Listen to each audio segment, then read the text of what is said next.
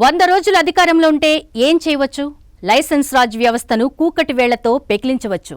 ఎగుమతులపై ఉన్న సబ్సిడీలను ఎత్తివేయవచ్చు. దిగుమతులపై ఉన్న అధిక పన్నులను తగ్గించవచ్చు. అంతేకాదు, కీలక రంగాల్లో ప్రభుత్వ పెత్తనానికి గుడ్ బై చెప్పి ప్రైవేటుకు రెడ్ కార్పెట్ వేయవచ్చు.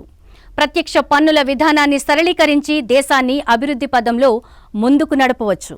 ఇదంతా సినిమా కథ కాదు, నిజంగా జరిగిన చరిత్ర.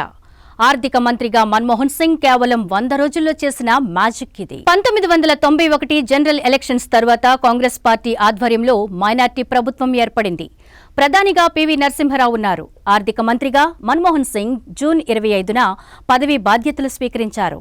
అప్పటికే భారత ఆర్థిక వ్యవస్థ తీవ్ర గడ్డు పరిస్థితులను ఎదుర్కొంటోంది. విదేశీ దిగుమతుల కోసం ఇండియా దగ్గరున్న మారక ద్రవ్యం విలువ $1 బిలియన్ పరిమితమైంది. దీంతో భారత ఆర్థిక వ్యవస్థ కుదేలైపోయిందనే వార్తలు బయటకు రాగానే ఎన్ఆర్ఐలు తమ పెట్టుబడులు వెనక్కి తీసుకోవడం ప్రారంభించారు.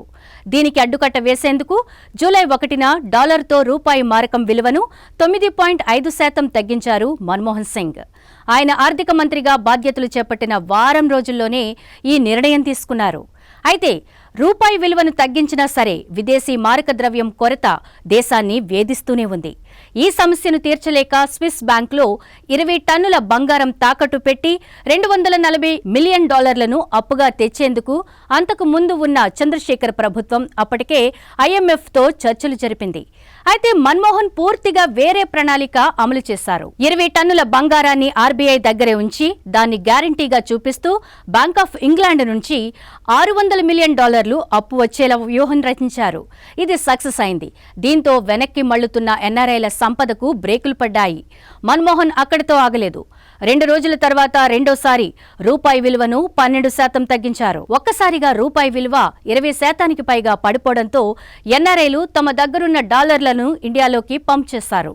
దీంతో విదేశీ మారక ద్రవ్యం లోటుకు అడ్డుకట్టపడింది. అటు బ్యాంకుల జాతీయకరణ తరువాత రెడ్ టేపిజం పెరిగిపోయింది. అంటే కొత్త పరిశ్రమలకు పెట్టుబడులు సమకూర్చుకునేందుకు బ్యాంకులు సతాయించేవి.